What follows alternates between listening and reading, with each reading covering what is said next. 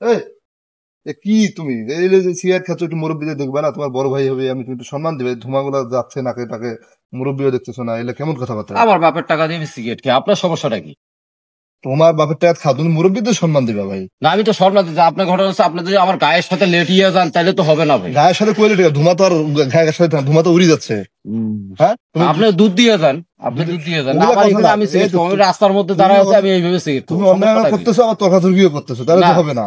তুমি আমার তো বাপের টাকা দিয়ে আমি সিগারেট শোনো, খাই, আপনার মুরব্বীদের সমস্যাটা কি? মুরব্বীদের দোয়া দরকার আছে, বুঝছো? দোয়া দরকার আছে। তুমি যদি এভাবে বিয়াদবি করো তা ঠিক না। না না ভালো হবে, ভালো হবে, ভালো হবে। না না এইভাবে আপনাকে ইয়ে করতে পারেন আমরা নাকি? আসলে কি বলি, তোমাদের মায়ের দরকার, মায়ের। না না আপনি বুঝছো? কিন্তু বেশি কথা ফেলেছেন, তাহলে কিন্তু সমস্যা করে ফেলবো, আবার কথা দিলেন অতিরিক্ত কথা হয়ে ফেলেছেন। আবার হ্যাঁ অতিরিক্ত করে ফেলেছেন। চাকু আবার বের করছে, বেয়াদব। আবার চাকু দেখায়, একটু ভালো কথা বলি, আবার আবার ওই চাকু দেখাইতেছে। রাসেল ভাই কি হয়েছে? আর সিগারেট খায় ওই জায়গা, হ্যাঁ গায়ের মধ্যে ধুমা দেয়। বড় ছোট বড় ছোট কিছু মানে না। ওই ছেলেটা হ্যাঁ হ্যাঁ চলে গেল, ওই ছেলে হ্যাঁ। আর বড় ছোট এলে উপদেশ দিলেই দেখা যাচ্ছে নিজের ক্ষতি ভাই। খাক। আপনি চলেন ভাই, খায়া দেয় ওরা, ওর বাপের সুখে থাক। টাকাটা কি কাক হ্যাঁ, খায়া দেয়, সুখে থাক। বলিয়েন না ভাই, কারণ